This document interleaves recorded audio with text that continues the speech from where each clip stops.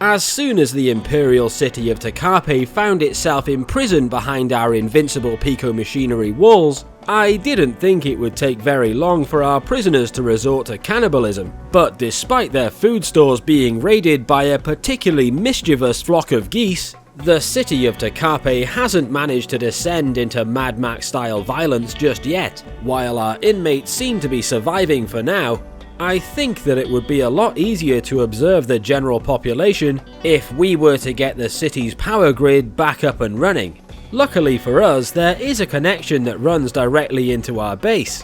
I've never actually connected one of my own power plants to an enemy grid before, so it should be interesting to see whether it'll power the enemy city or just our base. As soon as Crom was done building our nuclear power plant, the lights began to flicker on throughout our base. After cannibalizing the launch base for as many building materials as I could find, our colonists have already managed to construct a barracks, a hospital and a jail. And from the looks of all those lights that are switching on in the enemy city, it looks like it's possible to power an enemy city's power grid so long as you have a working generator connected to their cables. While this will make it a lot easier to observe our prisoners when they're trying to shiv each other to death in the middle of the night, with their grid connected to our power station, we will also be providing power to the remaining automated defenses inside of the city, which will make things a lot more difficult for our forces whenever they need to enter Takape. After Zippy's failed escape attempt during the last episode, it looks like Zippy has fallen on hard times. After suffering from extreme malnourishment and a subsequent mental break, Zippy proceeded to assault Harry directly outside of our base. Despite wearing power armor, Harry fell to Zippy's maddened attacks after taking just a couple of hits. Ever since these two managed to escape from the infirmary during the last episode, they've been wandering around the city with their hands tied, waiting for our colonists to feed them. I set both of these prisoners to be released in the hope that they might return to their home city of Takape, but for the meantime we were going to have to recapture Harry, as her blood loss wasn't going to take care of itself. I ordered the route to the city to be unblocked. As soon as Stumpy had deconstructed that pico-machinery block, they quickly grabbed Harry so we could drag them back to our base, where they would experience the rare honor of being the first prisoner to be held in our jail. With Zippy running amok in our city, I gathered Pickle, Omi and Crom into a small strike force armed with non-lethal weapons, and as soon as our forces had headed south into the city, it didn't take them very long to pick up Zippy's trail. In his maddened mental state, it would be pretty easy for our guys to sneak up and surround him, and with Crom stunning Zippy with his taser gun, Zippy was rendered unable to defend himself or even move. After taking a dozen hits from the taser and the dart guns, the sedatives eventually managed to knock him out cold. As Crom and Pickle secured our route back to base, Omi picked up an unconscious Zippy, and with the route back to our base looking totally clear, Omi and Zippy's journey to the north was pleasantly uneventful. After arriving safely back at our base, Omi threw Zippy into one of our prison beds where they could be tended to by Pickle. With Crom blocking off the last way in or out of the prison, I took the time to check up on my inmates in Takape. Despite a small handful of buildings burning down since the last episode, the rest of the city seemed to be surviving quite well, all things considered. And while there were only about 10 to 12 inmates still left alive, all of the inmates that I had observed were still taking the time to eat on regular occasion and sleep in regular spots. While they still had a food supply, it looked to be dwindling just a bit, and to further exacerbate our prisoners' food shortages, our forces had inadvertently managed to steal the entirety of Takape's larder when we first landed. With the issue of food supplies becoming quite a headache, I was pleasantly surprised to see a caravan of farming traders wander onto our territory. While we could totally just buy some food off these guys and deliver it to our prisoners, I think it would be more in fitting with the spirit of free trade if we allowed these merchants to trade directly with the prisoners themselves. I informed my colonists that these undefended merchants would be taking an unguided tour of our prison, and that the barricades preventing access to Takape from the outside should be removed at once. As the farming traders made their way along the north end of the wall, our colonists quickly cleared a path for our visitors.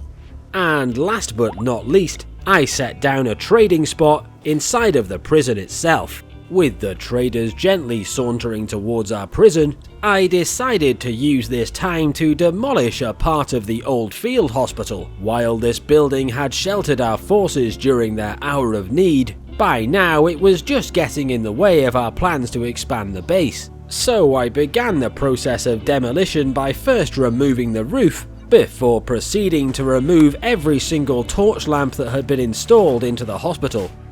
As our colonists removed the roof from the building, the trade caravan finally reached the front gate to our prison.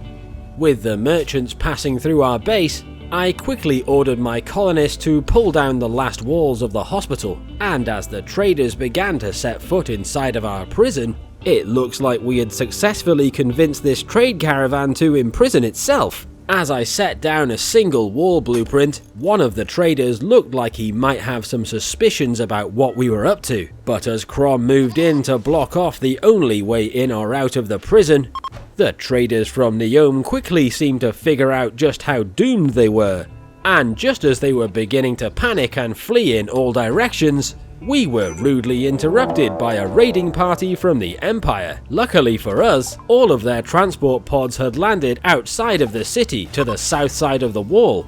With all of this spare pico machinery littering the ground, as soon as the Empire soldiers filled their pockets with this stuff, they seemed to lose all will to fight. Just as the last of the Empire soldiers exited the map, the traders from Neome began the pointless task of trying to tunnel through our walls. The merchants were in such a state of panic that they even started to tear down the buildings into Carpe. I'm not sure why the traders thought that this might help them escape, but I suppose they're doing their best in a difficult situation. While the traders from Neome were doubtlessly causing a bit of a nuisance inside of our prison, it was nice to see the total number of inmates increase for a change.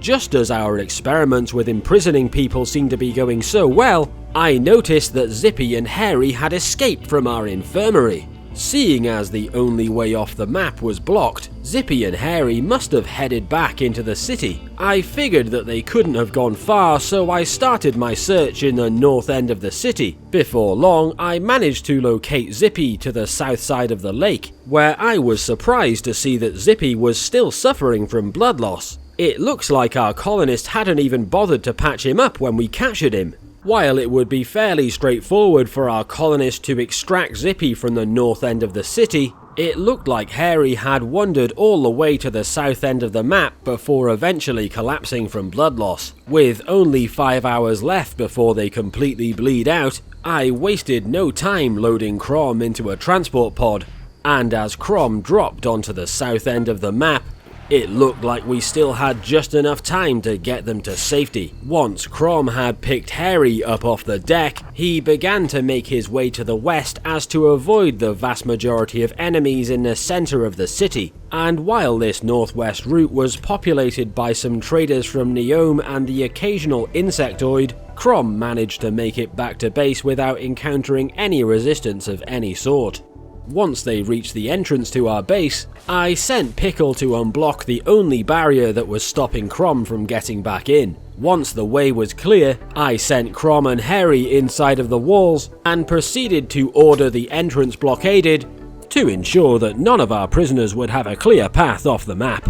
Pickle was taking her sweet time to get our wall blocked up, leaving this cat with a clear path off the edge of the map. And just as another couple of animals made it into our base, Pickle expertly denied this Muffalo from any chance of escape.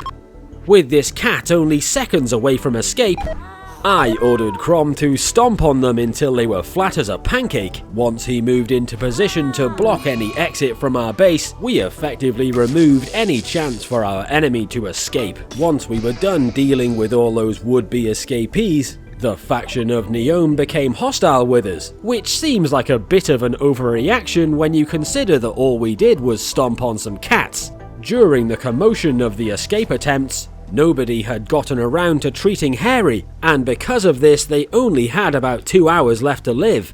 I immediately woke up Pickle and sent her across the base to treat Harry, and as soon as she secured some medicine, it wasn't long until Harry was stabilized. While Harry was safely locked away in our jail, the same could not be said for Zippy, who continued to wander about the streets of Takape, where he was still suffering from extreme blood loss. While he still had a few hours left before he would bleed out, he decided to take a nap on top of the corpse pile just to the south of our base, which should make it pretty easy for us to capture him during the next episode. So if you enjoyed this episode, then please don't forget to subscribe, as I will be releasing more of the Rimcarcerated series as well as more of my usual content in the near future. Last but not least, don't forget to slap that like button and leave a comment, as I try my best to respond to every comment personally.